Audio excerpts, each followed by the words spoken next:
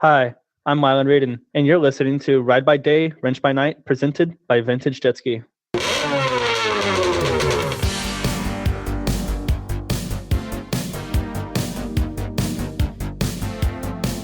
Hello and welcome back to Ride by Day, Wrench by Night with me, Cam Wise. The team here at VintageJetSki hope you had a great winter, but to warm things up a bit and kick off 2021, we have some really exciting interviews to bring to you, starting with the vintage class world champion Wyland Reden. Join us on his journey of how it all unfolded, starting from his early days on Lake Elsinore to the feeling of crossing the line to becoming a world champion. And if you've ever had engine problems with your 550, then listen in because you are not alone. He's articulate, humble, and very funny, and it's hard to believe that Wyland won his title at just 16 years old. So settle in and enjoy. Wyland, thanks so much for getting on the Vintage Jet Ski podcast. We are stoked to have you on board. You are the new world champion in the vintage class. How exciting is that? It's amazing. It's one of the greatest feelings I've ever had. Yeah, you must be absolutely buzzing because it's only a few days ago now. It's a Wednesday now, and it was just the weekend. So you're a newly minted world champion. How do those plates feel? Where have you got them, by the way? Are they in your garage? Are they in your bedroom? Right now, I hate to say it, but they're in the trophy room right now. Oh, good. Well, you're just racking up more and more trophies, but this is probably the big one, is it? It's the big one. It's the big one. So before we go on to how the races unfolded for you to get your first title, tell us about when you got into jet skiing and your first jet ski. What was it? So my first jet ski was a piston port 550. My dad got it for me to get out of the house and start, going outdoors and start doing stuff. And that was about 7 years ago now. And so he bought a 650 Superjet square nose, and he got me my 550, which is currently my race boat right now. Oh, We wow. still have it's the same hull. That's awesome. Yeah, it is pretty cool. What year is it? Sorry, because I can see it's got the side exhaust out the nose. Mm-hmm. So it must be an 80s model. I think it's an 86. Yeah. If I'm correct. Yeah, it makes sense though, around then. Yeah, so we kind of started getting onto the jet ski train, and the first time riding was actually currently right in front of me is Lake Elsinore, and that was a while ago. So before we started practicing for racing, we rode for about 4 months on the lake, and then Oceanside. My third time riding the jet ski was out in Oceanside in the surf, so Wow, that was a little interesting. Yeah, you would have. I'm assuming you would have spent a little bit of time swimming. I did, yep. But I learned really quick to hold on to the ski because swimming for your ski kind of sucked. So Yeah. yeah. So I learned how to hang on, and my Uncle Sean, my dad's brother, he used to race back in the '90s, and he bought an old 550 too, and we were going to the backside of Canyon Lake for a while. We'd set up a slalom course, the normal set of slalom buoys. Yeah. And we'd spend the days back there, and I learned really, really quickly. And that's kind of where it took off. Well, yeah, that's probably one of the best ways to actually learn your craft because you don't have people bumping into you. Good to go wide open throttle, but to line up those buoys and actually carve each one and get as close as you can and then get to the next one as quickly as you can is an art in itself. So I guess, your uncle and your old man really set you up for success there. Yeah. We also started bringing friends down too. And one of them was Peyton Hill. You've heard of him. Oh, yeah, I know Peyton. Yeah. Yep, legend. Peyton. Yep, Peyton Hill. He started going with us, and so did a few of my other buddies. So we'd go down there twice to 3 times a week and get some good quality practice in, and it's only taken off from there. Yeah, well, I guess that's a good thing about the sport because you can hang out with mates, but it's also great if they've got skis because inevitably something's going to go wrong. And then at least they can tow you back in or you can learn things. And yeah, having friends and especially parents around that might have a bit more skill than you is a definite win. Yeah. So is your old man a racer as well? No. He's never raced, but he likes to ride. He was a total surfer when his brother was racing. He'd dominate the surf and everything like that, but he never really paid any attention to the jet ski world. until one of his buddies was selling a laser jet. That was when it kind of sparked him to getting a few jet skis, and that's kind of what happened. He was like, "Oh, you know what? Let's go get jet skis." Does he still have that laser jet? No, we sold it, and it was the biggest regret we've had. I wish we never would have sold it because it was the coolest thing. It had like the solar panel in the for charging the battery on the handle pole. The reason why we sold it is because we were so new to the sport, we didn't know how cool they were about high compression and just the whole rundown of it. So the problem was with the ski, we kept on having problems with it. It was the water routing wasn't proper. So it kept on overheating and just having constant problems. So my dad was like, all right, I don't want to be working at this out the river anymore. So we sold it. As little did he know that PJS engine. How good would that have been just to drop in a new race boat? Yeah. Yeah. Gosh, and it was dual exhaust too. It sounded so awesome. Yeah. Well, doesn't matter. You live, you learn, and they're out there. They're just going up in price, every day that ticks by. Yep. Yeah. Yep. But I do like the fact that the ski you learnt on, you've just kept modifying, and that's the one you've just won on. That is awesome. Yeah, that ski has been through a lot. Yeah, what a battle axe. It has been. It's been hit by pretty much every ski I could think of. Sit downs, 1500s, 550s, and it's always held strong. So this year we're kind of putting up for retirement. We're putting that hull up done for racing, but it's gonna be like my fun boat now. Like I can go and river ride that, which is awesome because it's my favorite ski to ride. Yeah, it's been there for ever. Yeah, it certainly had some mods to it. We can go into those later because I really want to pull it apart if you don't mind and tell us all your secret setup. There's no secrets. No, I have seen some footage of you riding, and man, you've got some skill. So definitely time on the water has certainly paid off. Yeah, it really has. That, and I guess as well as having a reliable ski. Like, who does your engine tuning? Oh, that's a difficult one. I wouldn't say they're the most reliable because we've been having a lot of problems over the years. Yeah. But currently, this upcoming, like last year or this upcoming year, who's working on it? Oh, you tell me. You tell me the one that you've just been working with, but you've obviously got some people that have helped you along the way, so you may as well give them a shout out. Yeah. So, last year, Bob from Watercraft Works was helping me out. And same with Charles Sims. Those two guys were helping me out build the motor and pretty much the whole rundown of it. And same with Tyler Palvic, and he was my holder for the race for World Finals. And then this year, I'm going to start working on my own stuff. And I'm going to have Charles, he lives 5 minutes away from us. So he's going to help me. He's going to hold my hand and walk me through how to pretty much work on my own ski and everything. Good skill to have. It's about my time to start, because I have an understanding of what's going on, but I want to be able to go out there and do it. I want to be able to like tune my carbs and know what's going on with my ski rather than having to rely on someone else. Yeah, for sure. Invaluable skills. And it looks like you've got the right people around you to teach you. So I really do. That's what's amazing about it. I couldn't ask for anyone better. Yeah. Oh, super good. And tell us about your experiences from when you started racing and then some of your positions that you've had at the World Finals as well. So we're going to like talk just about World Finals or about the beginning of racing? Yeah. The beginning of your racing and what, some of the successes, some of the, failures, and then we'll work up to the World Finals and where it crescendos. So when we first started practicing on the 550s, I started getting good at buoys, and my dad's brother, my uncle, decided that I should go down to Mission Bay and start riding with a group of people called the Salty Crew. That's what they call themselves. I'm pretty sure they've got an Instagram page, don't they? Or I've heard of it somewhere. Yeah, I think they do.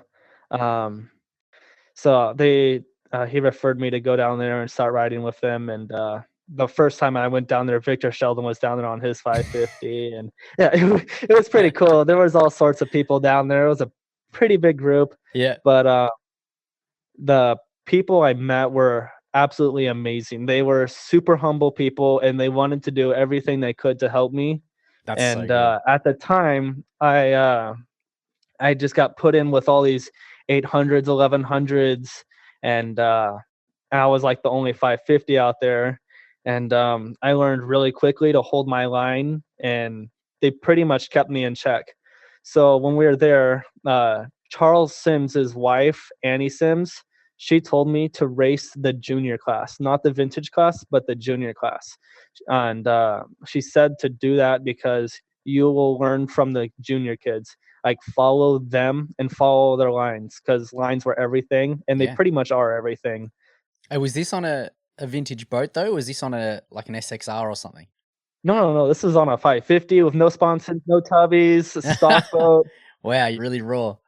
Yeah. Stock everything on there, and yeah. So we roll up to the first race. I get put into the junior class, and there's about 12 kids in there, and they're all on these bitchin' 800s and just pretty boats and everything. And I've never seen anything like it. And of course, I did get smoked, and Yeah. but I did learn that those lines are very important. Like not falling from the buoys, staying out of the jet wash, crossing wake, diving in when you can, and it's only improved since then. But the second moto on Sunday, I did end up beating half of them. So I improved a little bit from dead last on Saturday up Yeah. to onto Sunday. And from there on, it just continued. Well, I guess, you were bitten by the bug, and then you've learnt as well, and you've got the right people behind you. It sounds like the recipe for success. Yeah. And how old were you at this stage? I think I was 10 and a half years old. I was just moving into 11 years old. Mate, you're Uh-huh. an absolute kid. Junior 10 and 12 stock. Yep. Sick. And were you aware of who everybody was back then? Like, especially the likes of Victor Sheldon? Because, like, No. most people would be having a fangirl moment if they saw him, because he's a bit of he is a legend, and he's a great guy. But yeah, I assume you didn't know who he was.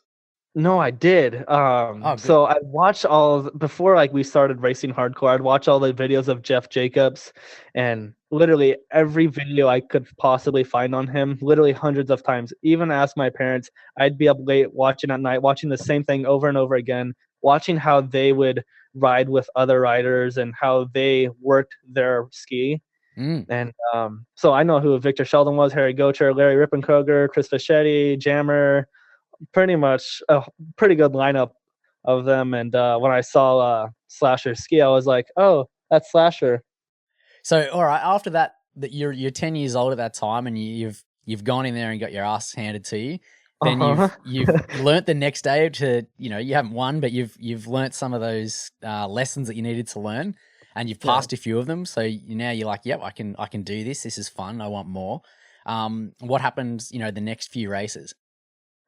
So for the next few races, so after that race, I'd only continued to go down to Mission Bay and ride with those people, and I have only improved on not looking back, because that was one of my biggest problems. Even ask Mike Illich Mahler. He'd always, and same with Rob Flores, they both tell me that I'd always look back, and that was a terrible habit from, I don't even know where that came from. Oh, I think it's anybody in racing. You get in front, Yeah. and you just want to. Yeah, it's not a good habit to be in, but it's a natural instinct. Yeah.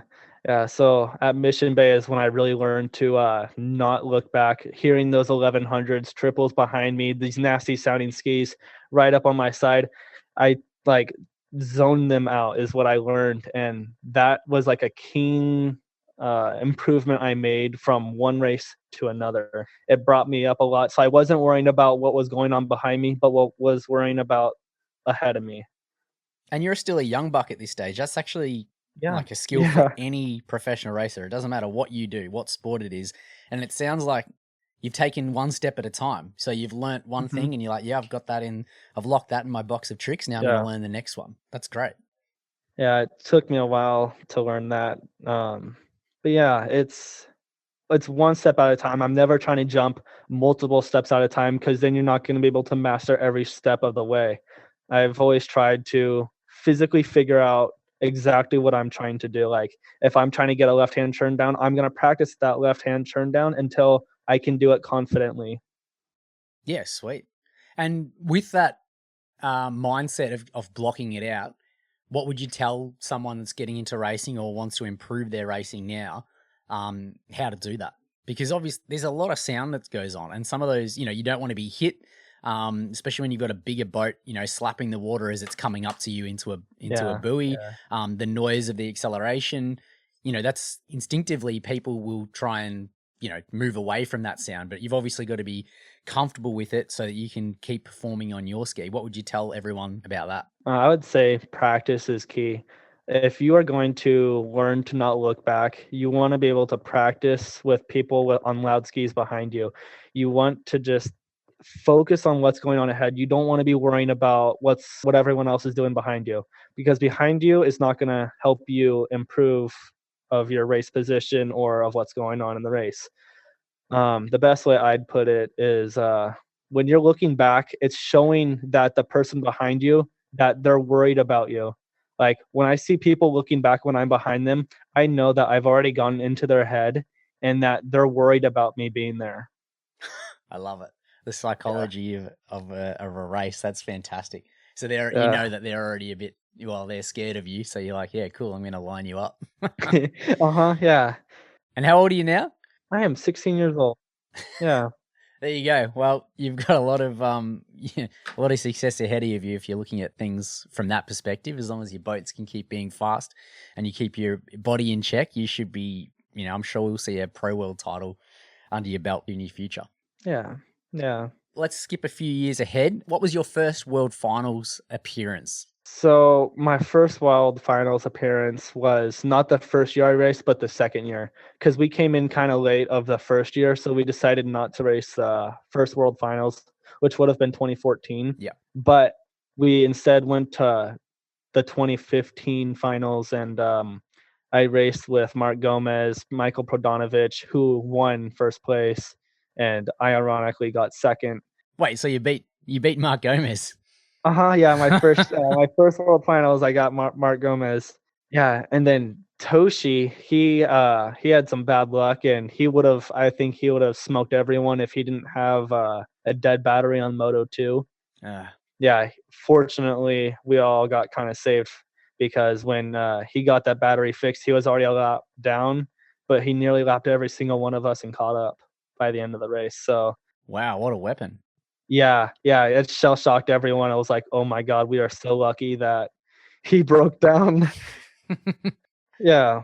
I guess that's racing, and like you'll have your fair share, if you haven't already, of mechanical failures. With sometimes you can be robbed. You can be the best man or woman on a start line and have everything going for you, but if you don't have the mechanical gods looking down upon you to go, yep, this one's yours today, mate. Yep. Then it can all go sour pretty quick. And I referred it to, I was speaking to Jason Schreiner the other day from BJS Performance, and he was telling me how his world final campaign went with Seth Sears. And unfortunately for him, I don't know which moto it was, but they had an issue with their starter motor, which is heartbreaking because you want a good race and everyone to sort of go hard. And I believe he's the world champion from last year. Is that correct? Yes, that is correct. Another great racer. But that's just how it can pan out. And you can be on the lake and training really hard. The ski can be, on point the whole time. But, I guess you've got to make it happen on the day. And those guys, it's not like they wouldn't have had everything prepped really well. They look after their skis and they've got fast skis. But that's just the nature of racing, isn't it? Yes, it is. Yeah, we've had 4 years of breaking down. 4 years in a row. Yeah. What you've done is you've got all of your bad luck out the way, and now you're hitting into the good luck. Oh, I like that. Yeah. This is the first year we have 2 consistent motos. Fantastic. So tell us how, in other world finals, have you had some heartbreak where your skis haven't performed in the way you wanted them to? Yes, I have. So after we got that second place that year, we swept the series, first place, won the Region 1, and then we go to World Finals, and second moto, I won first moto, second moto comes up, and I suck up goggles in my pump, and that screwed me the entire race. Yeah, I sucked that up right before I got onto the line, Like when we were going down to the line, I sucked it up, and when we dropped it in the water and when I took off, it turned off on me and everything. So that entire race, I had my ski turn off if the RPMs got too low, Right. and then I just turn it back on and hit it again. Yeah, so I got a bad position in that. And then the following year after that World Finals, I also got first place all the way through all the races and got the region title again. But that year, Moto 1, I got first place again. And then on that Moto 2, I had the carburetors fall off. Oh, Literally, my dual carb literally was on the side of it fell completely off the manifold of where it was hanging, and it was down by the battery, the whole thing. how did that happen? So are you running dual 38s? We're currently running dual 46s, but I think at the time we were running dual 44s. Oh, Yeah. wow. All right. So yeah, Yeah. not mucking around, you guys. Yeah, big carbs. And the reason why is because the motor was shaking so violently that it literally unscrewed all the nuts even after we tightened them so hard on there, Right. because we've already had problems previously. They literally came off. Wow. That's Yeah, very disappointing, and it is. Yeah, it is disappointing, but it happens. You can't blame anything for it. So when we went into tech, we had pulled out my ski, and we popped the hood, and it's steaming and everything, and the carburetor's hanging by the battery. The fuel lines are all pointed up everywhere, and I was like, oh my god. Yeah. So that was that World Finals, and then the next year it was the same thing. I pretty much won every single race, got the region title again. Yeah. I did that 3 years in a row, which was kind of cool. And then we go to World Finals. I win the first moto again, and then what happened is that my keyway slipped, advancing my timing 30 degrees. So my ski was extremely fast. Before it went bang, or No, it ran really amazing and everything. I won, and I had a 28-second lead ahead of second place. yeah. I left everyone behind, and then we go in, and then when I started to go back to the pits after I get teched, ski wouldn't start, so we pulled it out, and the keyway slipped, screwed up the flywheel, and so that motor was completely put out. So I had to go to my backup boat, but my backup boat wasn't completely done, so I got screwed that one. Yeah. And then last year we what happened last year? What was your result last year? I don't have them in front of me. I think I got 6th last year. Yeah, right. 6th place. Yeah, first and almost a DNF. So each year you've always just done the 2 motos. That's the format for World Finals in the vintage class.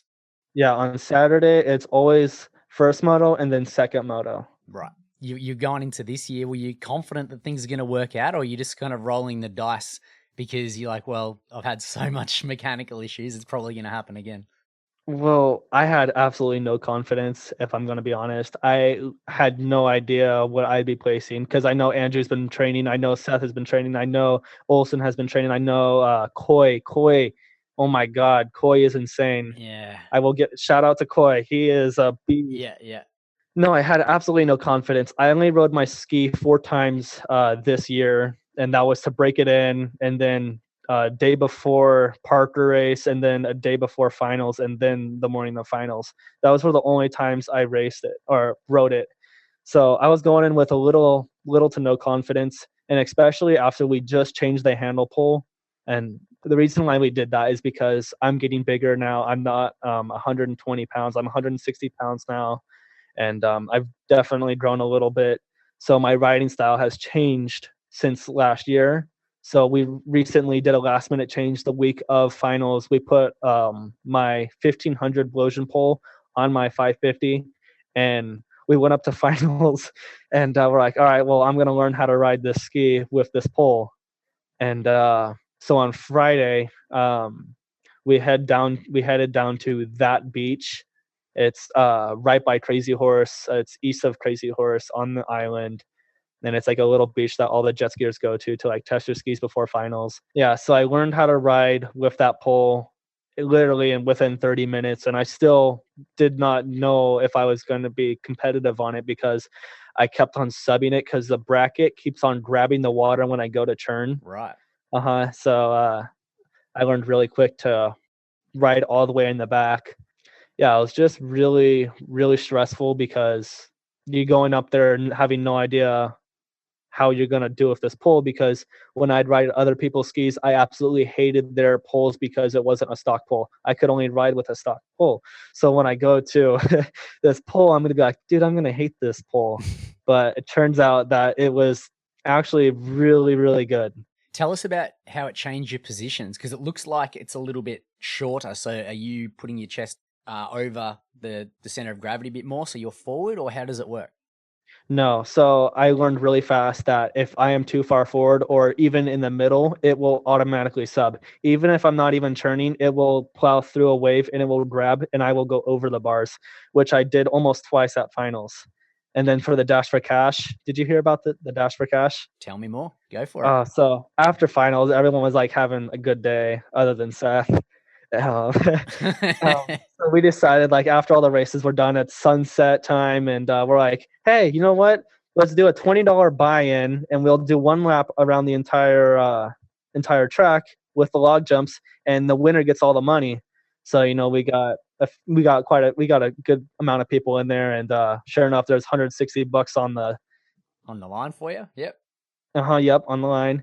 And so, I get a great start. I'm side by side with Seth, but the reflection, I couldn't see that there was a hole right in front of me in the first turn. Yeah. And since I was up and over the bars, I went straight down on that first buoy, straight down over the bars, but I held on. But I got up and I'm like, all right, you know what? It's over for me because Seth is already all the way through the split. Yeah. But yeah, so I have to be all the way in the back for that ski to ride. And I'm sure you've seen a picture of where I'm all the way in the back. So you sort of going Superman style, you sort of pushing your arms as forward as you can, and then, really getting nice and crouched down to get, low center of gravity. Is that how you're rocking it? Yes, that's how I'm going to have to ride from now on, because usually I'd like to be up and over the bars, but now I'm going to have to be all the way in the back. Yeah, right. Okay. And would you say to someone, if they've got the opportunity to go for an aftermarket pole, to go straight to it and just, that's it, set it up like that? Or would you rather have a stock pole? Well, it depends on if that person wants to be competitive or not. If that person is trying to be number one, if you're gonna drop in, $1,200 to $1,500 or $2,000 for a pole, then I suggest you that you want to be competitive. But if it's for like an everyday use, yes, I like it more. It's lighter pole, you can do more with it. I say it's an all-around better pole. They look cool. Yeah, it does look cool, I will say. It looks a lot better than the stock pole, so that's another upgrade. Yep. But yeah, I'd recommend it. Sweet. And I see that you've I can't wait to really pull apart your ski, but I want to hear more about your racing. But just quickly, what do you think of the hood that you've got? I see it's an aftermarket hood. Jason Schreiner built it 3 years ago, and that hood has lasted me through everything. The graphic kit kind of covers up a series of cracks and chips from being hit by multiple people. But that hood has honestly saved my ski quite a few times. Yeah, that hood's amazing. So the way we designed it, so like when water rushes in the holes, because it has a series of a lot of airflow in it, there's 4 holes in it in total. So when I sub it, that the water doesn't go down the air vent because we put it up so water would just go through the exiting holes in the hood. Right.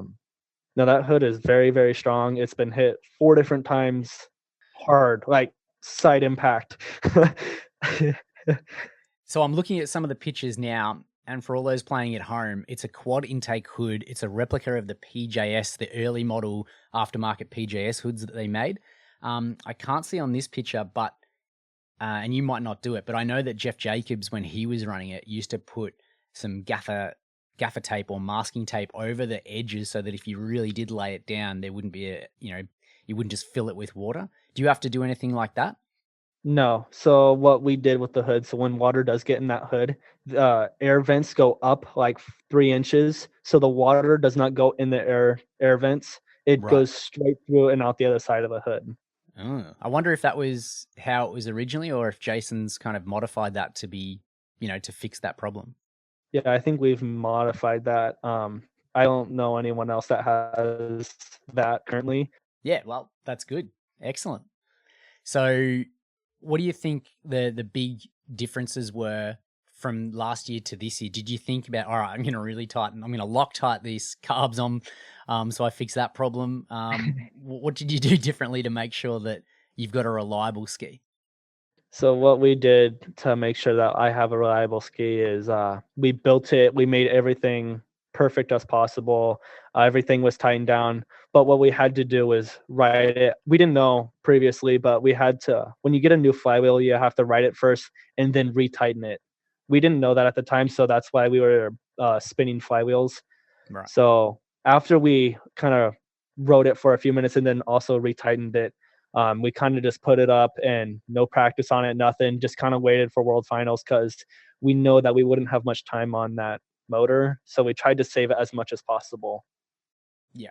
And so, sorry, you saying that this engine, is it just on its last legs, or is it? Tell us Yeah, more. it's not on its last legs right now. It's not running anymore because I think we kind of hammered it at Body Beach after finals on Monday. Um, yeah, the gasket that goes to the dual carbs literally exploded after the first moto. So there's pieces of that gasket getting inside my cases. Yeah. And we had that problem during the second moto, but thankfully it ran okay enough to get me through it. But I think at Monday it pushed its limits a little too much, and I think we might have damaged a piston or scraped a case or something.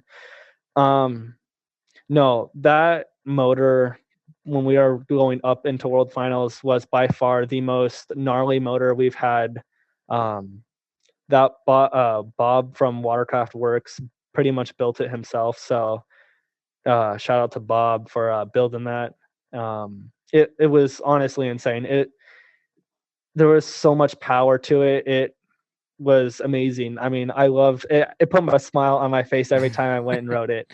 Yeah. And not a lot of skis. Well, I mean, every ski does that, but that ski just made me like, wow. Good. And probably filled you with confidence that, mate, you've got actually Yes. something pretty competitive, that if you can Yeah. make it work on those two motos, you could walk away with the title, which you have, which is so Yes. exciting. It Yeah. is. It is pretty cool. Yeah.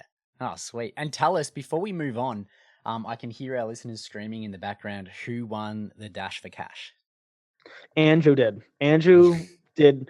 So Andrew got kind of lucky, I'll say, because so originally Seth pulled hole shot and smoked everyone on the start, but he on something on the back half he slid out or subbed it, and Dan Fitzgerald drilled the side of his ski and put a massive dented the whole front of his ski and broke his side exhaust, cracked all the metal and everything, and full on bent it. And Dan Fitzgerald went over the bars, and Andrew was hanging third place, and he just passed him up, and he won the race, and it was pretty cool. I'm Yeah. happy that he won that. Now, Andrew actually has some amazing skis. Do you want to describe it, or do you want me to? Because he has two, one for himself and one for his partner, Yeah. Rachel, I believe. Yes. Yeah. So Dan Fitzgerald also hit her ski, and Oh, no. That thing's a yeah, yeah. masterpiece. Whoa. Yeah, it's a beautiful ski. He builds the most insane looking skis. He let me ride his ski on Monday after World Finals, Yeah. and it has so much power. It's insane. Um, Unlike mine, his has a ton of bottom end. It hits so hard constantly on the throttle, and it sounds amazing. He's got like a little resonator in there, and it just rumbles. The only thing that he didn't like really was reassuring on, or that I didn't like, is that he had a trim nozzle on there and it had it kind of pointed up. So if you like didn't, because I don't know how to ride with trim yet, I've never ridden with trim. Do you mean pointing up or pointing down? I would have thought you wanted it pointing down to have a good start. Yeah, he has it a little up, which is weird. So like when you go into the turn, it like slides out. So I couldn't figure out the turning and the throttle because it would sub if you do it too much. So Right. yeah, that was the only thing I didn't like about his ski, but otherwise it was honestly insane. So if anybody wants to check out some of Drew's builds as well as his partner Rachel's, his Mm-hmm. Instagram is Drew476. And you'll see that like amazing ski. He's got all the Go Fast parts on it. It looks amazing. He's got a BJS hood on it, which is a replica of the later model twin intake hoods from PJS, which were seriously hard to find back in the day, but it's awesome that they're now being remade. And yeah, I guess I'm a little heartbroken to know that his girlfriend's ski is now damaged. Damn you, Dan. Yeah, yeah. No. How damaged is it? Is it just a bit of a like a bit of a rub, like which is part of racing, or Yeah, what? I think it was. I never looked at the damage, but Andrew was telling me how I think it was more of a rub, not a lot of damage, but enough to show it some battle wounds. Yeah. Oh Oh well, it gives it character, doesn't it? It does. It shows some history. Yeah, I mean, you can build some. Robert Sand builds some amazing skis, but I feel that if I owned one of his skis, you would never want to put it in the water. You just want to cover it up, and then maybe if someone actually knew how cool that ski was, they would look at it and froth over it for a while, and then you put it back.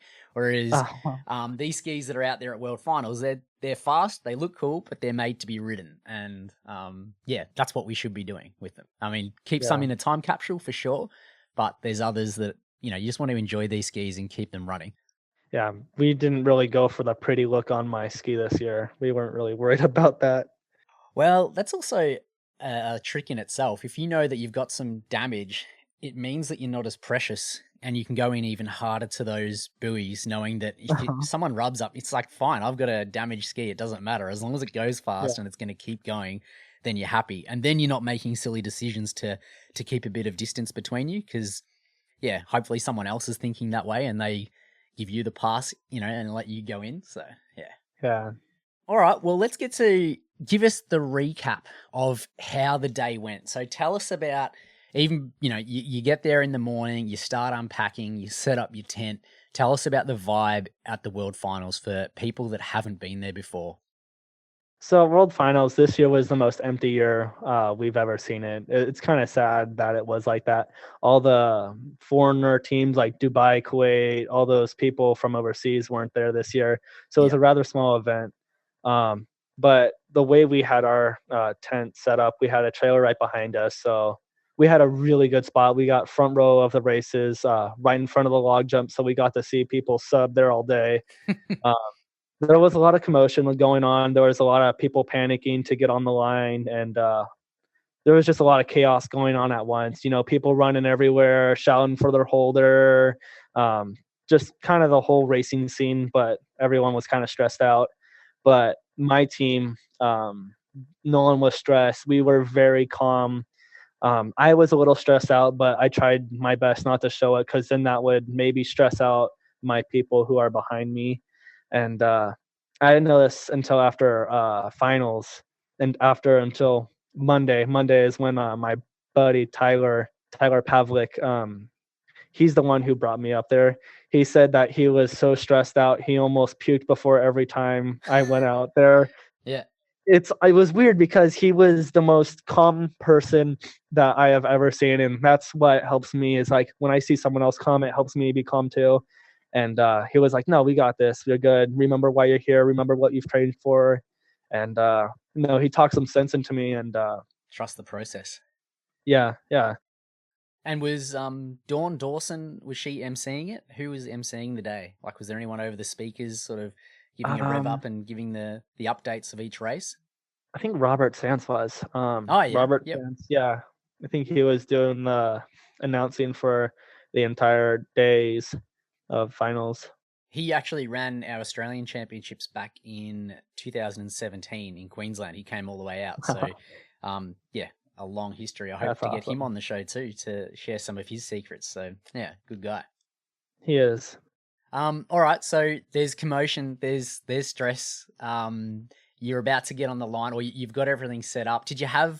Before that, did you have, time to practice any laps so you could go and see the course? Yeah, so we did have practice on the course Saturday morning. We went out with all the vintage skis because we had a separate track from the normal because they give us a smaller track for finals. That is exactly what I wanted to hear because the bigger tracks, I mean, whether it's GP runabouts or ski, they're so powerful and they're so fast. They can get from A to B really, really quickly, and they almost need bigger. Well, they do need bigger tracks to make it all happen. Whereas Yeah. part of the charm of the vintage is you can see a lot more of the racing in the tighter corners, the smaller tracks. So I'm glad they just didn't put you on the big boy track. It's something that can get the crowd involved and get you to, really use your skills in those tight turns. Yeah. The only thing that I didn't like about the course is how long the straightaways were. Typically me holding my ski wide open isn't the most fun thing to do because I have a thought of me throwing a crank through the side of the case, which we've done a couple times. It's always those things going through my head when I'm going pinned down a really, really long straightaway when I see that buoy slowly coming up to me. And mind you, I feel like I'm doing 80 miles an hour on a little 2x4 with massive waves all around. You're rocking back and forth. But no, we got half of the track, so we had the inside and outside split, and then we'd do like a slow U-turn to go back into the race course again, and it was a very big track, but also very tight, which is worked in my favor. There was tight turns, which is what I prefer. Yeah, well, that shows. Well, it's good for the skills point of view, and not just max horsepower, but. Let's get back to the racing. So you're on the line. Do you know what position or what were you on the line? So whether you're close to the left or the right or in the middle. So what we do is we roll up to the line, of course, and the race before us is already on the course, and everyone's cheering and everything. There's just a lot of commotion going on. The announcers yelling and whatnot, and all the riders get in a circle around a dude who calls out numbers like number 24, which was my number, and you go down a list, and you'd have to put your hand in a basket of balls, and you'd pick one. And people are laughing right now. You know that, don't you? Yeah, you have no idea what you're gonna get. I mean, it could be really good or it could be really bad. Yeah. So I thankfully got on the inside, P7, position 7. I would have preferred position 3, but I really couldn't be picky. All right, so now you've got 3/4 of your tank full of fuel, race fuel, VP 110. You're ready to go. Before you're getting your holder and you're getting your ski prepped, we'll go into that in a minute. Tell us about who you've got your eye on, because I've got the results in front of me, and the results don't always tell the story, because you've got Seth that didn't have a cracking race, but he would have been on your mind because he's a great racer. He's got a good experience. He's got a good boat. I see Corey Van Cleve, the Flying Hawaiian. Blake Cass had I think he's fairly new to it all, but he had a pretty good race. You've got Peyton Hill, you've got Drew, Coy Curtis, Dan Fitzgerald, Bryson, obviously. I want to get onto him. Tell me who you're sort of keeping an eye on, and who are your biggest threats this year? So I had a lot of people to worry about this year, and the one who was on my mind absolutely the most, who I was actually almost sweating over, was Coy Curtis. Really? Yeah, Coy Curtis. Before we go on, Coy is the son of Taylor Curtis, who runs TC Freeride. They're a great, shop if you need, a freeride ski built. One of the best in the industry. Coy I haven't met him. I don't know much about him other than you would probably have seen him if you're following the scene doing backflips and whatnot, flat water backflips on a mini Richter, like amazing. Yeah. People would probably seen him all over the world. And now he's stepping up into the racing scene. So yeah. And do you know his Instagram handle if people want to check him out? Yeah. Coy Curtis, Freeride. It's COY. I don't know how to spell his last name. It's Coy Curtis. You could look up TC Freeride, and they have Coy Curtis on there all over the place. He has 13,000 followers, and he does. I've just pulled it up. So it's Coy Curtis, CoyCurtis 155. Young bloke. Keep an eye on him. Sorry, go on. So he's actually your biggest threat, because from my money, there's some big names there, but I would say Bryson. I had my money on this year, to be honest. Yeah. There had a lot of people on my mind, but after seeing the way Coy killed absolutely everyone at what's it called, Parker, it was a shell shocker, honestly. not like bragging or anything, but I usually don't get passed up often a lot. Like once I get out ahead of people, it's hard for people to pass me, and that's just how I ride. I cut and take their lines, but Coy passed me like I was standing still, and that Wow. honestly made my heart kind of sink. Like, holy crap! I've literally never had this happen before, and this Coy kid just came out of nowhere and literally left me behind, and I'm Yeah. like, holy crap. The only reason why he didn't win overall is because he had his sponson fall off and he missed a buoy. Ooh. Yeah, so you have to finish the race too. But after me seeing him pass me up and say later to everyone, it was like, holy crap, I've never seen anyone do that before. So on the line, there was a lot of competitive people. I had Dan Fitzgerald I had to worry about because I know he builds really fast stuff and he's also a great rider. Tell us about Dan. If it's the one I think it is Dan an older guy? Yeah, Dan Fitzgerald is an older guy. And I do recall if you've gone back through the archives of all the ESPN footage, I'm pretty sure he's a guy that was riding expert class back in the glory days. Is that him? I think that's him. Yeah, Dan Fitzgerald. Wow. Yeah, Yeah. well, I'm definitely going to hunt that guy down because Yeah. I want to hear all his stories. Yeah, he's got some cool ones. Yeah. So tell us more about him. You've swapped some fiberglass in the past with him? I don't think I've ever really swapped fiberglass with him before. I know last year at World Finals he was right up on my butt. He was definitely a main concern. His stuff doesn't look like it looks amazingly fast or super pretty, but it's made to go fast. It's not some pretty ski that you'd be drilling over. It's like, okay, well, it's ugly-ish, but it runs really good and runs really fast. So Yeah. he was in my mind like, okay, if he gets a good start, he's going to do really good. And where was he compared to you on the line? I believe he was on the outside. I wasn't next to him, so I was kind of like pushing most people out of my head. But the first moto I had Ron, who was on Chris Haggis's old 550, and then Coy Curtis right to my right side. Oh wow. Yeah.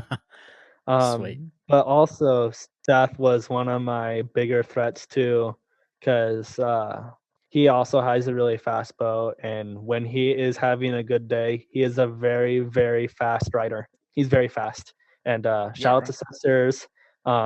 He is a very fast rider and mostly consistent.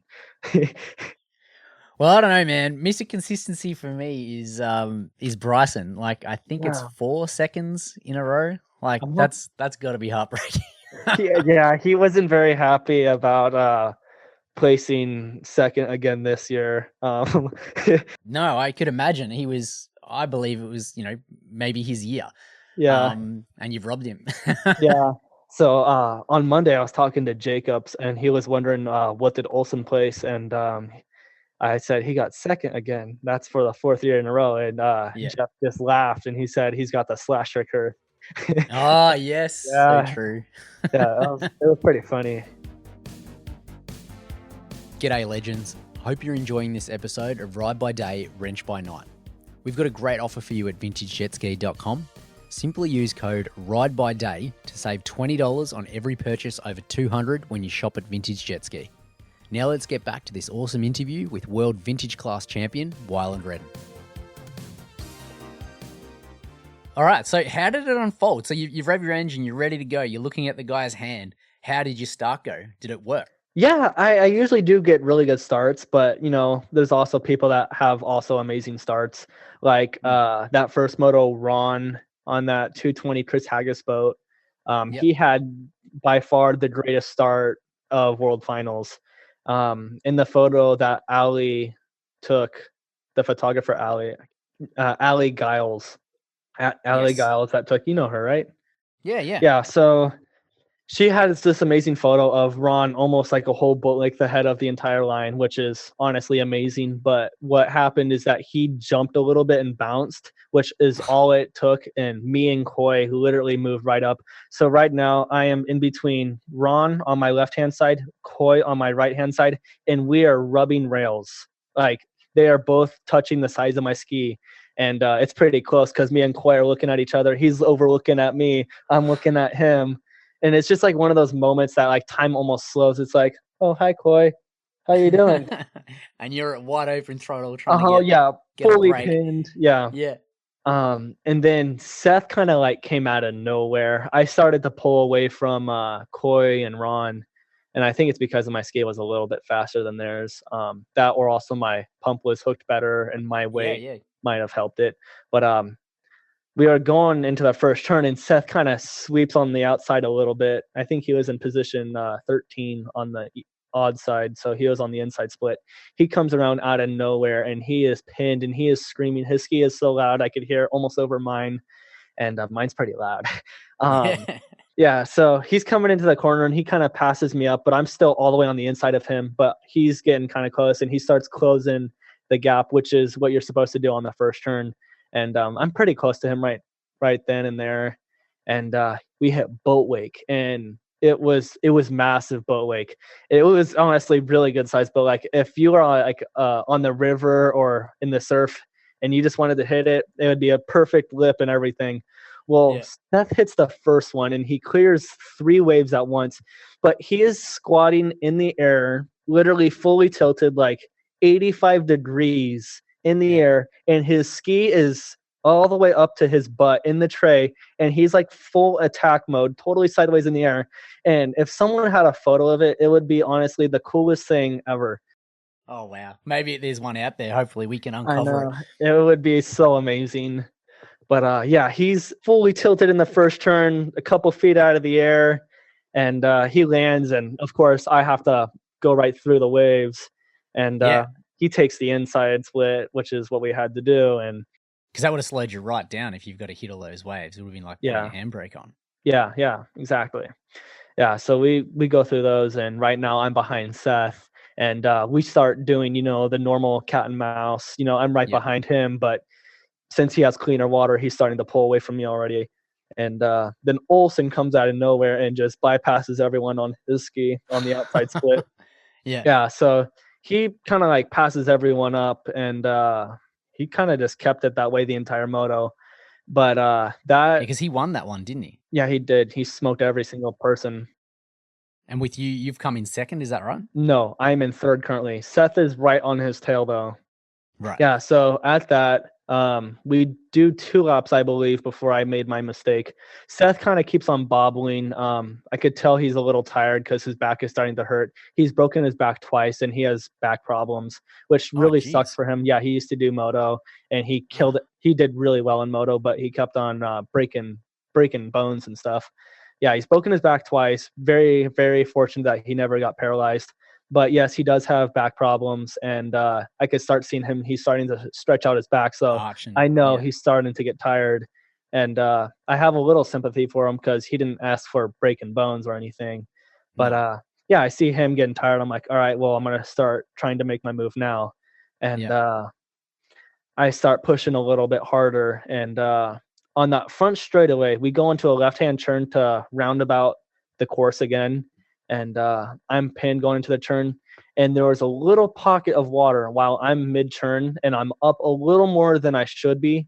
But that's how I felt comfortable at the time. Well, I went straight down. Yeah, I almost went over the bars, but my chest hit the pole, and I went down in the water. I held on, and as soon as it came back up for air, I clamped it again. The ski was a little rich, but it cleared out really fast. And Andrew is right up on my tail now. He is literally, we were side by side, and he carried his momentum. And I was very lucky that I was on the inside of the course. Otherwise, he could have just pushed me out a little bit, and it would have been over. But yeah, so right now we're side by side, and there's a course marshal in front of the 2 of us. And there was a person in the water, but he was just getting up and going. So the course marshal was trying to get out of the way. Yeah, but so he's like protecting. He's between the racers, you guys, and then the guy in the water. Yeah. Yes, he's doing his job. And Andrew starts to lift a little, and he starts going a little wide. And you're taking advantage of it. I took an advantage of it. I know you shouldn't get that close, but I know it wasn't that close. And the course marshal was already going, so he was already starting to leave, but it was still pretty close, maybe 15 feet out, which in jet ski racing, it's kind of close. I mean, 15 feet isn't really that far. So I was kind of close, but I pre-hopped his wake that he made, and I landed in the center of it and kept on going. So I wouldn't jump his wake, because jumping would take more time. So I pre-hopped. Yeah, if you're going up, you want to go forward. It's just like doing berms and jumps in motocross. You want to go forward. You don't want to go high. Yep.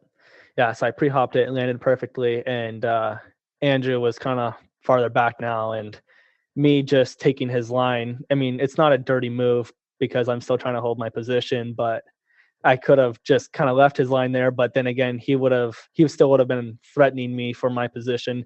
So I kind of not cut him off, but took his line, which kind of put him back behind me a little bit more. And it's kind of how that. Wait, no, hold on. Sorry, that was lap 5. Right. So I crashed before that. How many laps are you doing in total? I think we did 6. Yeah. 6. Okay. On one of the first laps, I did get past it because I was behind him and Seth for a while. So I'm assuming there's certain corners that are easier, or certain places that maybe favor your style of riding or your ski better than others. So are you just biding your time into certain parts of the track, and then you're like, all right, this is, we've got 3 turns until I'm going to execute, I'm going to hit him. I'm going to absolutely run at him with full gas. And if I can get past him, then that means he's in my wake, and then you can then jet ahead. Yes. Are you doing that kind of thing? Are you planning it like that? Yes. So I know in the split that the inside is way more choppy, and usually the split is when I try to time my my passing moves or pushing it a little bit more so I can gain a few seconds on whoever's in front of me. And it's not like moto where you can, like, every section of the track is a passing section. Not every section is like that for a jet ski racetrack. So in the split is when I try to make up as much ground as possible. And that's how I passed Seth and Andrew and his girlfriend Rachel at the same time. Rachel was getting lapped, and congrats to her. She did really well. She's a solid rider. She's the only Becky too. Yeah, you got 2 girls out there that are hands down amazing people.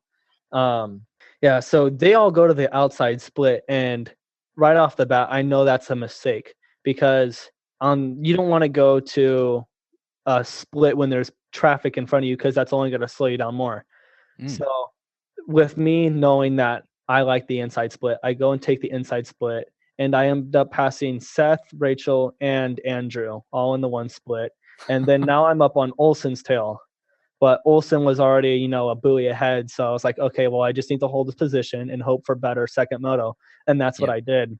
Until I did crash on that one lap on that front straightaway buoy. I almost I subbed it, almost went over the bars, and Andrew almost passed me. Yeah, I was going to say your heart would have been through your chest thinking, damn, obviously you're pissed off that you've made this mistake, or this, unfortunate event has happened, and then someone's going to be right on your tail. But you must have been pretty relieved when you held that position. Yeah, I was very relieved that he didn't pass me, but I still had the thought that he just saw me make a mistake, which means I could always make more, and that I'm still vulnerable to making a mistake. And I didn't want that.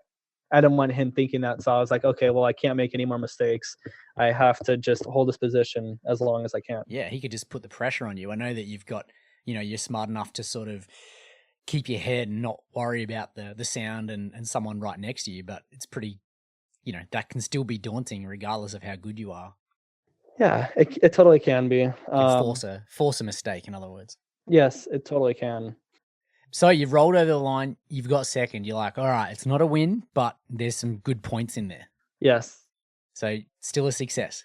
Yeah, so after I got second, after the line, I was like, okay, well, I'm still in the game. All I need to do is beat Olsen next moto or take a first place, and my points would overtake his. Yeah. Because second moto always has more points. So who was it? So it was Andrew behind you, then it was Coy, and then Dan. Is that the placings for the first moto? So the first moto, I believe, was not Andrew, but Olsen, me, and then I believe it was Andrew, and then Dan Fitzgerald, Coy, Seth, and then Peyton. Right. Yes. Jeez, big names. Yeah. So are you guys speaking to each other at the end, or is it just get your ski off the water, prepare for the next moto? No, we're always talking. So we always set up next to Seth and Peyton because we've known each other for a while now. And they're just good people to hang around, and that's who I choose. I want to be around, so I hang out with them, and we're talking about what happened first moto, how Olsen cut off Peyton, and then cut off. Yeah, yeah. It was there was some interesting GoPro footage. Peyton almost protested it because it was kind of messed up. Okay. But and same with Andrew. Olsen kind of came over right off the start, not even 20 feet out. Olsen already hit. Not hit, but nearly hit Payne's nose, almost T-boning his ski on Payne's and just taking his position away. So that already put him out of the start.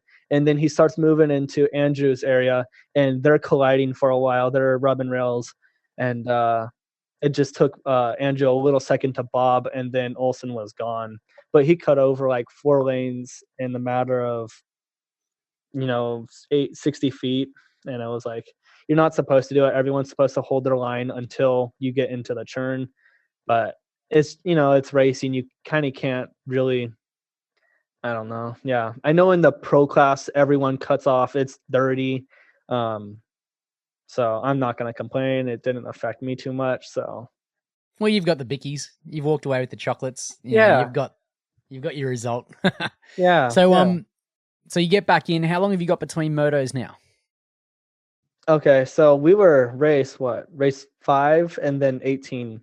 So Oh, wow. So you've got plenty of time to. we had plenty of time. So after that, I had my girlfriend, massage my wrists and arms because I had a little arm pump going after that first moto. And Yeah. it's honestly it's nice to have a girlfriend that is very supporting and everything. Yeah. She's always pushing me to do better, and probably the same with your girlfriend too. Yeah, absolutely. She's a big help. She's a big support, and yeah, it's always about teamwork, isn't it? Yes, it is. Yeah, that's great to hear. I'm sorry, someone's riding on the lake right now. That's all right. It's pitch black at night, and I hear a 550 out there or a 440. But yeah. Are there many guys or girls out in front of you on your river? Is it a river out in front of you? No, it's Lake Elsinore. Oh, you're actually on the lake. Yeah, we're actually on the lake. Our front door is Lake Elsinore. It's kind of nice. Well, cool. So you've got back in. What's your girlfriend's name? Her name is Brea. She's honestly amazing. We've been dating for a year now, and she's always pushed me to do better. She after we met, she went and bought a jet ski so she could ride with me. Her family's totally cool, and she's always been very, very supporting of what I do. And yeah, she's just a very good thing for me. So yeah. Yeah, you're a lucky man. So Brea's looking after your wrists, is it? And you getting rid of your arm pump, getting you prepared for the next moto. Yes. Are you looking back and going, "Oh, I made this mistake here," or are you taking the hood off and going, "Wow, were there any problems at this stage? Were you fixing things? Were you wrenching on the beach?" Yes. So after we pulled in, I'm like, okay, I got a second place. I'm still in the game, and everyone's like, okay, good job, Wyland. All right. So now we go up. We pulling up the ski. I start undressing the top part of my suit. I always leave the bottom part of my suit on, so I'm not having to re-put on my suit and shoes on. So I just take off my vest, back brace, helmet, and then we hang it up on the easy up so it starts to dry off fast. And we pop the hood of the ski. It's good on gas, but we still pretty much take it out. We put it back in that VP can. It's a 5-gallon can, and we put it in its special cooler. And then we assess the damage that the first moto brought to our ski. So we see the bilge pumps totally out of place. We see a couple bolts in the back, and my buddy Charles comes over, and he picks up this long bolt, and he's like, where does this go?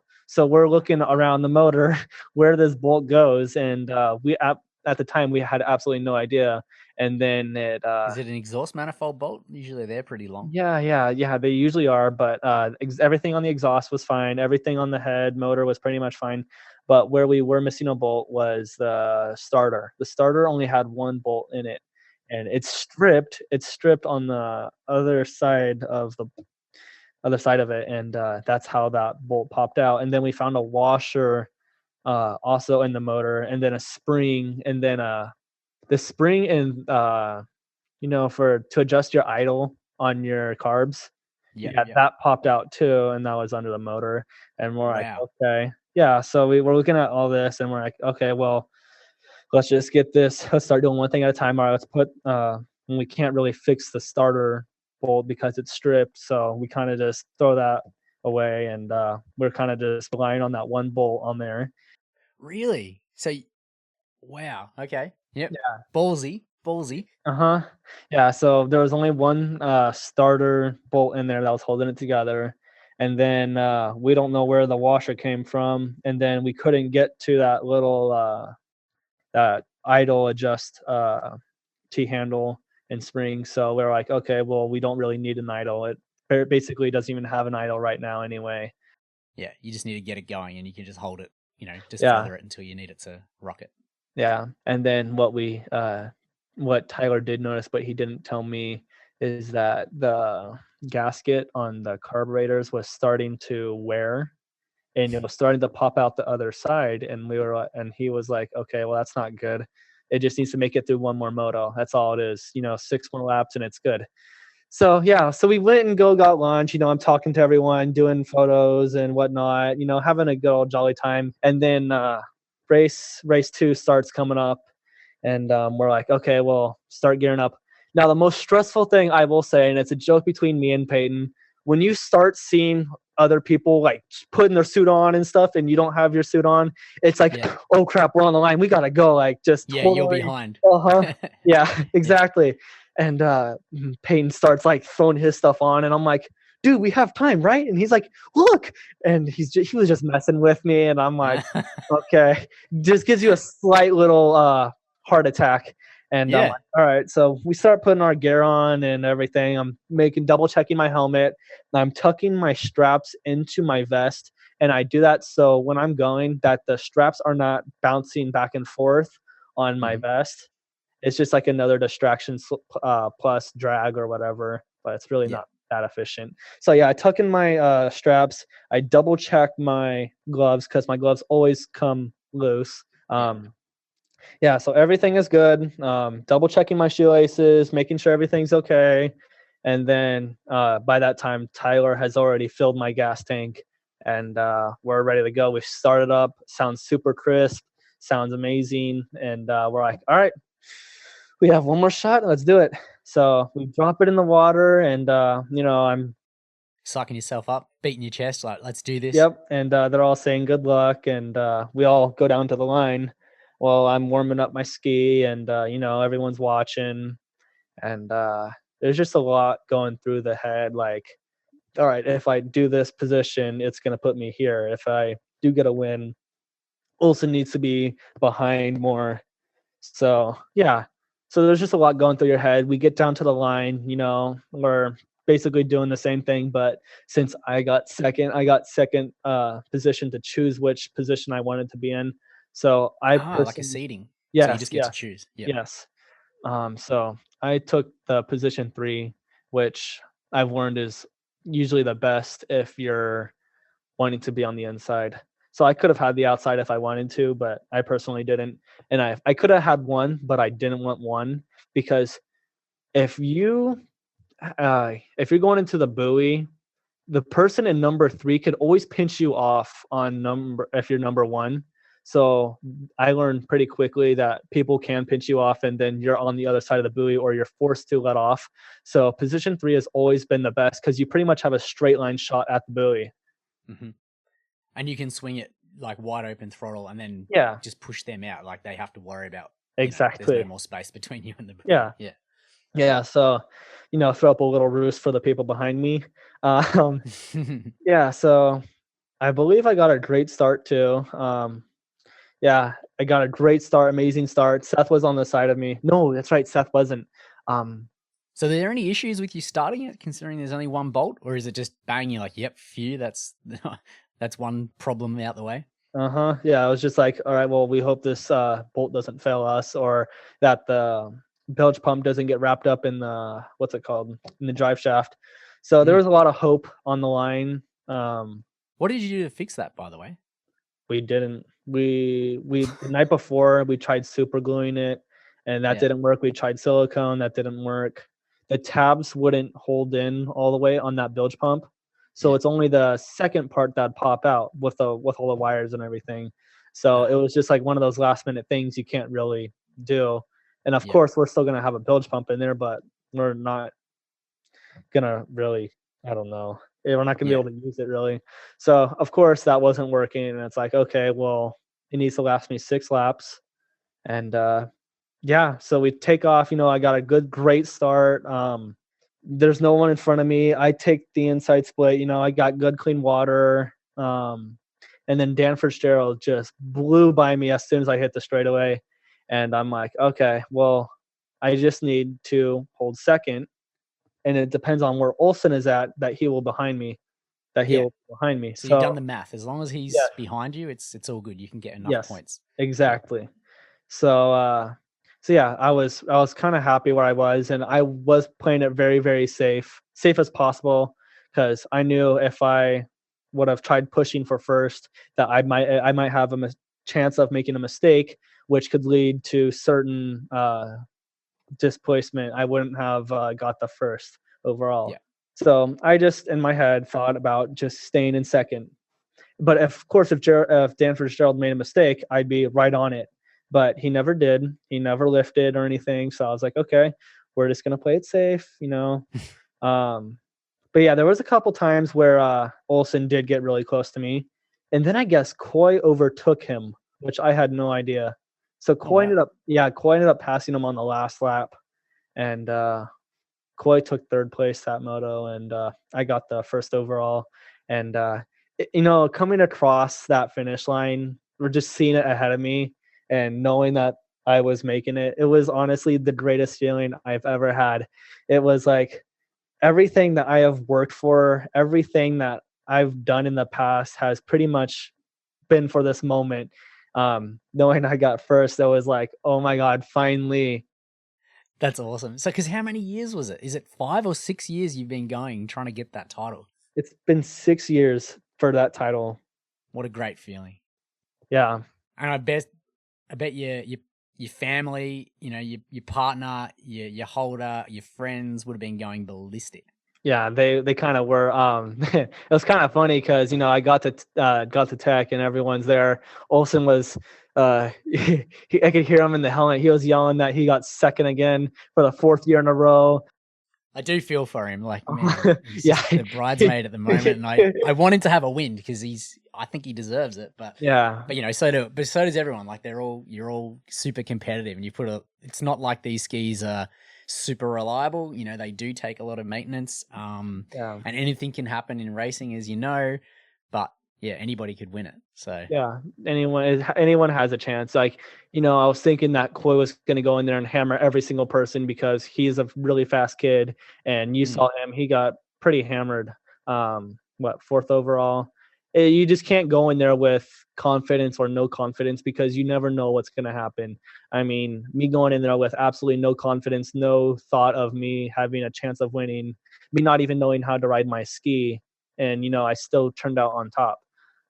It's just insane. Or you have somebody like Andrew who has been training almost every single weekend for this race down at Mission Bay, building these monster motors and just physically wanting to win, get third. You can never predict what's going to happen at finals. Yeah, absolutely. Okay, so Cruz Cortez 731 asks, is it hard to stay up when you're racing, especially in super choppy water? That's a great I'm assuming question. You know this guy. Are you laughing at the question, or you know this bloke? You're going to have to send me the people who sent me the questions. I want to find them and follow them on Instagram, if I don't already. No, it is very, very difficult to stay on those 550s. Even with all the sponsons and everything, they're still 550s. And I think a lot of people don't understand that. Like, it might turn like a super jet or an 800, but you still have to worry about getting thrown off or pitched from the ski. Like with my ski, it happened on the back half, Moto 1. I went right through a wave, and the wave grabbed my handle pull bracket and pulled me underwater, went into a full sub. And thankfully, I was able to ride it out, but it's very hard to stay up on those 550s. It's almost harder than actually turning or physically riding the 550. Staying on the part is hard. Yep. Yeah, I'd have to agree. I can't ride as fast as you. These skis are difficult. And again, we've hit it before in this podcast. It's part of the romance of these skis and the challenge. So, yeah. Okay, we've got from Jip or JP. He's asked about after riding GP, do you find 550 still fun? Now, I'd have to say, how different are they? Because they're like night and day in power. Obviously, a 550 isn't as powerful as a GP boat, but can you explain to everyone the differences and how you feel on them? Yeah, so I've ridden many GP boats, the Bullet, the Pro Forest, the GP1. All of them are amazing skis, and I prefer them as a ski. But the only thing I don't like about them is that there's like no time to like slow down. They're built as 100% race boats. It's always about racing on those skis. It's like sometimes I like to enjoy the moment when I'm riding. And like on a 550, I can do that. And I'm not being like sentimental, but like on a 550, you can kind of like take things slower, do a tail stand, slide out, or do a nose stab. On a GP ski, you can't really do that. It's all racing on those GP skis. Yeah. That's the best way I'd put it. Fair enough. And I guess if you do lose position, they're so far gone because the power, as in if you've made a mistake, there's no real recovery from it, is there, on a GP ski? No, there isn't. You make one slight move on that, you're getting thrown from the ski at 70 plus miles an hour, and you are cartwheeling or you're going into a dead stop. Yeah, it's most of the time pretty lethal. As most of you might have not known, that Cole Kramer this year at World Finals, second moto, he got thrown from his boat, and he obviously has one of the fastest skis ever to exist. And he's also one of the most insane riders, Cole Kramer. You guys have all probably heard of him. What happened to him? On the back half, he got thrown from his ski and he blacked out. He was.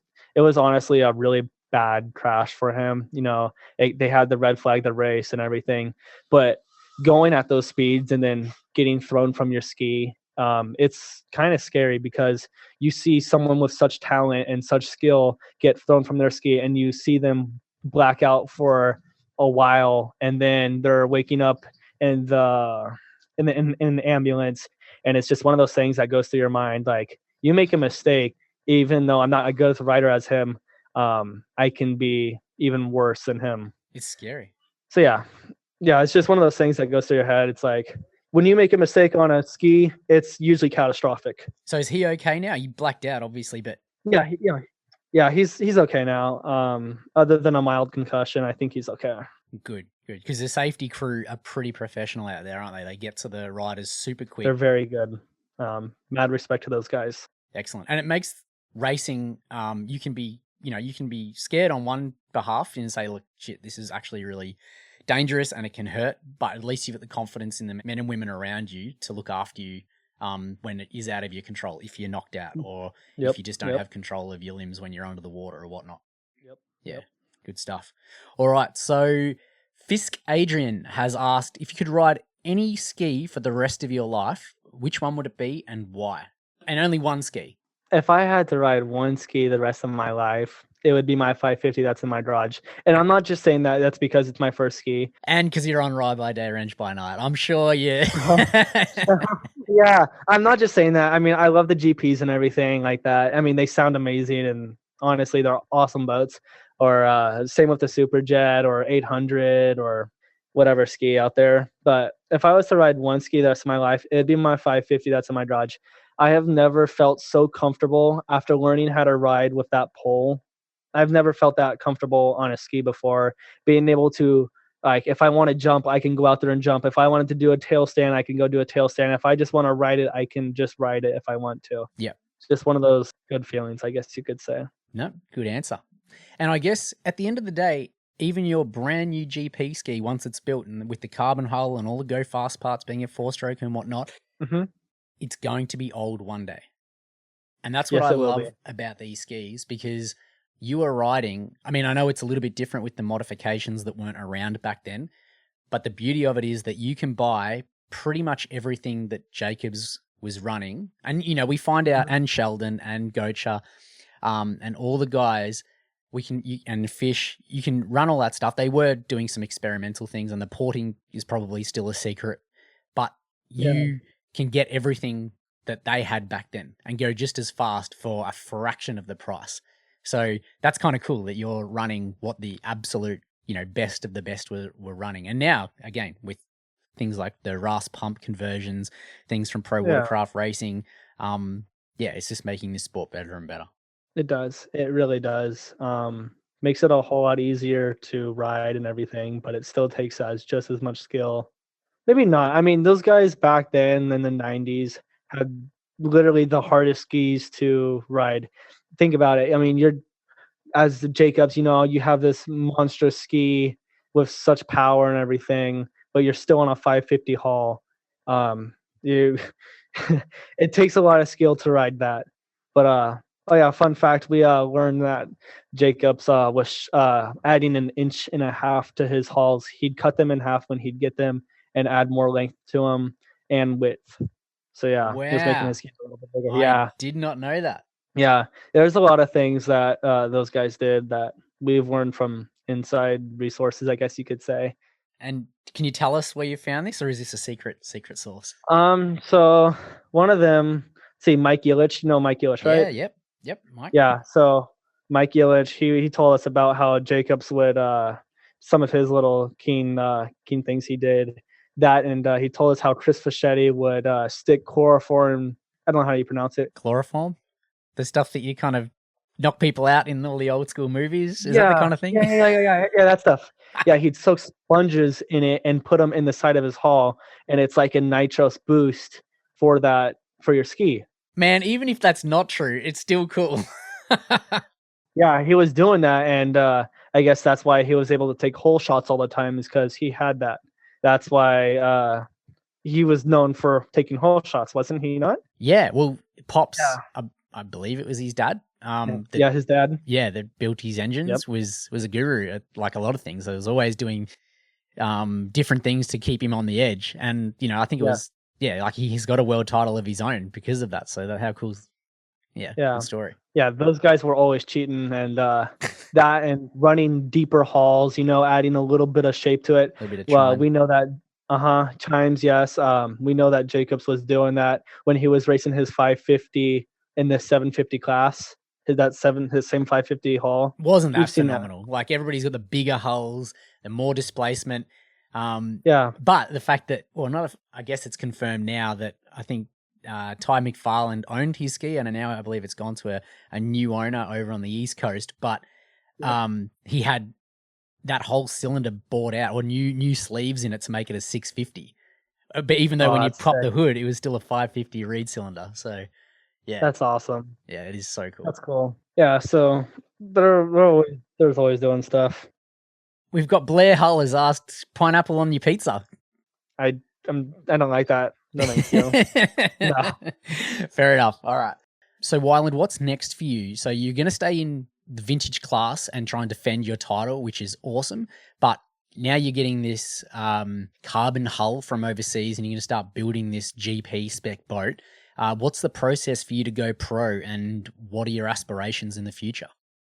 So right now we have a lot planned for this next 2021 year.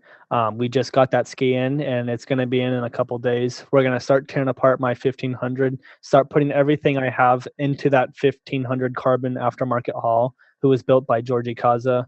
And many of you probably haven't heard of him, but he's really up there in the sit-down class, self-made and everything.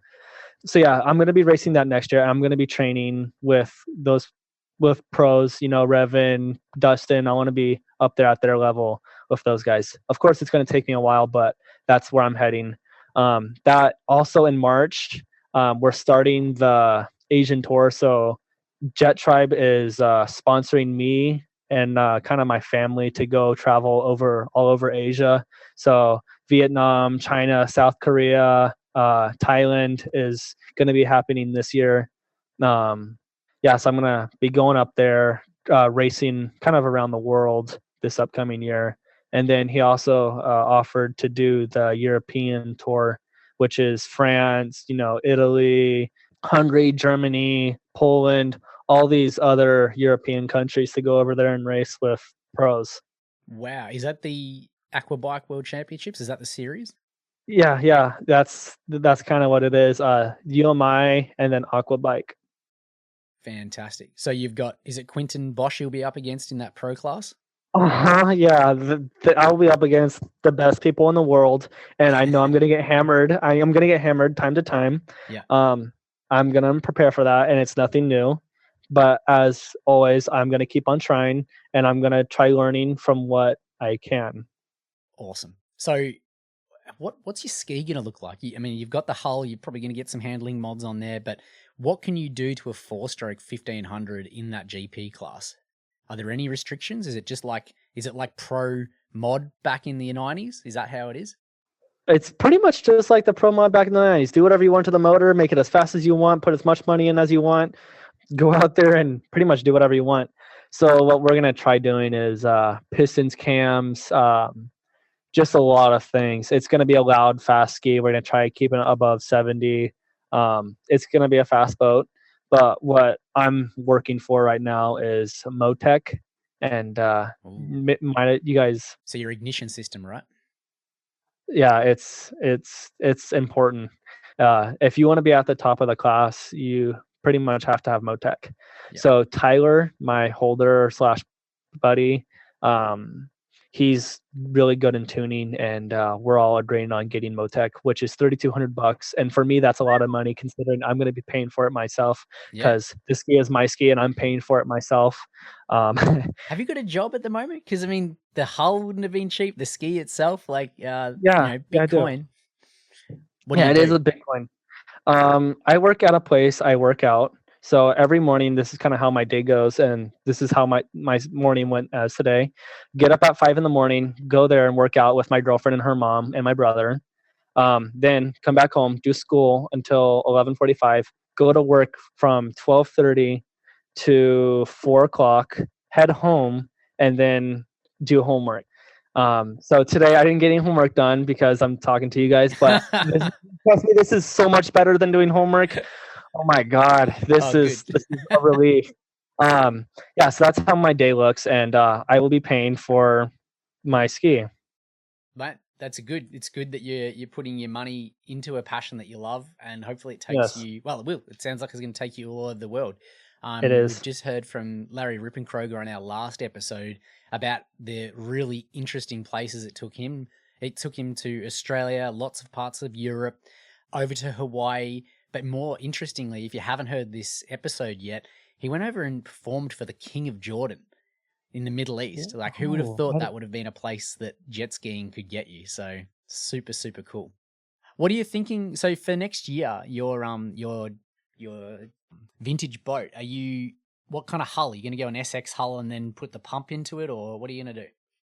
So right now, my uncle is selling his jet ski. It's in mint condition. It's only been ridden a handful of times. It has very low hours on it. It's an SX hull, fairly new, pretty much newish motor in there. It's got a half pipe in there already, factory half pipe. It's got almost, Kawasaki motor, the whole thing. He's got a nice water box in there, has a low rumble, rear exhaust. I don't remember what year it is, but it's super clean. And I think I might be racing that one, or another person pretty much handed me a ski and told me that I should race it in the spec class. Yeah, gotcha. Yes, yeah. He told me I should race in the spec class. So I have two options right now, and I'm looking at both with open eyes, and we're gonna see how it plays out. Sweet. And what about your pro, like your proper, the one you just done? Are you gonna retire the hull but take the engine out and put it into a new ski? No, so that motor is gonna be rebuilt again, and so this weekend, I want to pull out that motor. I'm gonna put it up. I'm gonna take it apart. I gotta redo the sleeves and probably new pistons on it. That hull, I want to find a 550 motor with a half pipe, a single 44 carb. I think that'd be a perfect, reliable setup for that hull. Just put it in there and don't even touch it. Just leave it as a fun practice boat and I could go out there and ride it on the river if I want to, go hit a few waves, just go out there and enjoy what I do on it. Yeah. Yeah, cool. That's what I'd like to do. Well, mate, this has been awesome. Is there anyone you want to thank for, that has been there along the way, that has helped you out, that may not have helped this year, but has helped along in the other years, that you can give a shout out to? There's so many people I'd love to thank. I mean, I've had so many positive people behind me, but I'm gonna thank my family first. Those people have been there every step of the way, including my girlfriend. She's always pushing me better, and so along with her family. I'm also going to thank Tyler Pavlik, and because he's been helping me out, he's been helping me through stressful moments and everything. My holder, mechanic. I'd also like to thank Charles for also helping me on the motor, Bob from Havasu Watercraft Works, and then I'd also like to thank Cali for the amazing helmets. Now, if you guys want some cool helmets, you guys go to Cali. It's Kali. And honestly, I will never wear another helmet for racing, for anything. These helmets are so light, and when they get wet, it doesn't get heavy. Like most helmets, when they get wet, they soak up all the water. For some reason, they don't have that, and it's still the same light. They're super easy to maneuver in. How do you find Cali helmets? Like, is there an Instagram page? Is there a website? Tell people how to get there. Yeah. On Instagram, it's Cali Protectives. That's Kali, and then Protectives. And then you can go to their link in their bio. And they may be quite expensive for a helmet, but it is 100% worth it if you are willing to be using a helmet. Or if you're racing, go for it. That, and I'd also like to thank my painter, Tim Barty. You can find him on Instagram, Tim Barty. He did an amazing paint job on a few of my helmets now. As you guys will see in later photos I will be posting of World Finals. The helmet looks honestly amazing. It's gold flake with this red with a little bit of white in there. It's amazing pinstriping work. Then I'd also like to thank Jet Tribe. Jet Tribe has been there nearly since day one. They have given me so many opportunities that they haven't given most kids. Taken me overseas, given me new gear. Their newest gear right now is the gold and black wetsuits, which is by all means my absolute favorite wetsuits out there. They just look the coolest. They're just the coolest looking suits. And then I'd also like to thank HydroTurf for recently picking me up. You guys all know HydroTurf. You put it on everything. It works amazing. Absolutely. They do have 550 mats, which is kind of cool. Right now I have mine set up so nice. It's 3 layers of like memory foam almost. So it is super soft and plush when I walk on it in the tray. So my feet aren't cramping up or anything. So if you guys want to go invest in some mats, I recommend HydroTurf. So we have them on our page on VintageJetSki.com. And is the specific one that you have, is that the new HT? The new Premier version? Yes, the newest one, I believe. Yeah. Awesome. Yeah, they're fantastic. They are. Yeah. Yeah, I'd like to thank Roz for also giving me everything that I've needed to test, from ride plates, pumps, just the whole way down, parts and stuff. I'd also like to thank Impros for the propellers. Yeah, I've just had great people backing me up this entire long journey, and I wish to continue it. Look, mate, we're so happy to have you on board. We're very proud of you for coming away with the win. I think you're a good representative for the sport, and we wish you all the best with your next steps into the pro ranks, into GP. We hope we don't lose you. We hope we see you, come back next year to defend your title, and maybe even get you back on board in future episodes to see how you've gone, because this win is super fresh. It's only a couple of days after the World Finals weekend. Yeah, and we're super happy to have you on board. So thanks so much for your time. We really appreciate it. I appreciate you guys. You guys do amazing things for this community. You guys have put out some of the coolest and funniest videos I've ever seen on Instagram. I mean, sometimes when I get like kind of bored on Instagram, not like it's just like a last minute thing, but I'll go like see like what's on VintageJetSki. Some dude doing a Superman over a road on a ski. It's always you guys always have good quality content. It's like, okay, well, I'm gonna go check out what he's got today.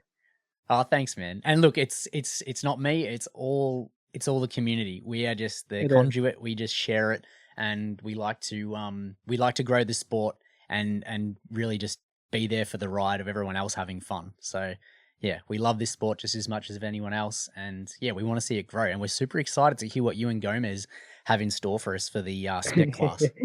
Oh, it's gonna be good. I'll tell you that much. Legend. All right, mate. Well, good luck, and we're gonna watch you with keen interest to see you progress through the sport. Cool, man. Thank you. I really appreciate this.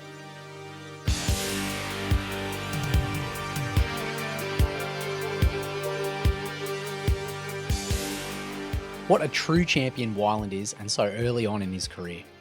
I thought his take on the lineup of riders was really interesting, and that trick with the cold gas, man, I had no idea. There are definitely some tips in there for those who are looking to getting into racing, and it shows that there is not only a lot of preparation involved before getting on the start line, but also more than meets the eye than just horsepower alone to win races. There's reliability, skill, and many, many 1%ers that come together for the win. Now, what we haven't told you about this interview is it was 3 hours long. It was so easy to talk to Wyland all day about his skiing, and we've taken out all of Wyland's engine setup tips and created a bonus episode for those interested in the technical side of his race setup, which will be dropping in a few weeks. Now, if you're anything like me and want to know what secrets lie beneath the hood, then you won't want to miss this episode. As you know, most engine builders like to keep their cards close to their chest. Now, before we say goodbye, let's have a quick dive into the virtual mailbag and hear what some of you guys have said after our interview with Larry the Ripper Rippenkroger. BDF says, "Thanks so much for the great content. I was a teenager racing in the novice and expert class in the 80s and 90s. These stories are great, and I was at some of those races back in the day. When the Flash retired and became an officer, my career path changed. When racing was no longer an option, I became a police officer as well. I would really enjoy hearing David's story, and the stories from all the greats, like the Fish, Jammer, and especially the Blonde Bombshell. Well, mate, you're in luck, because we've got a few of those names in the coming episodes, and those that we don't worry, we're going to hunt them down."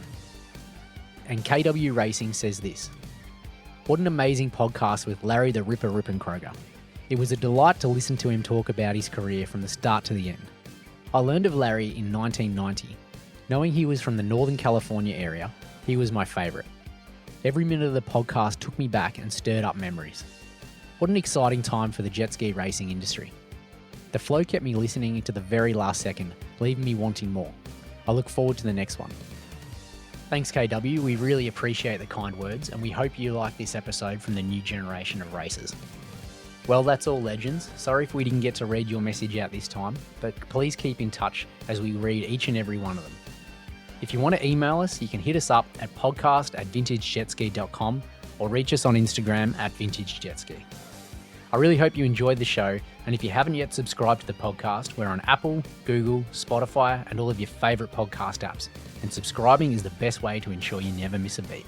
Until next time, legends, ride by day and wrench by night.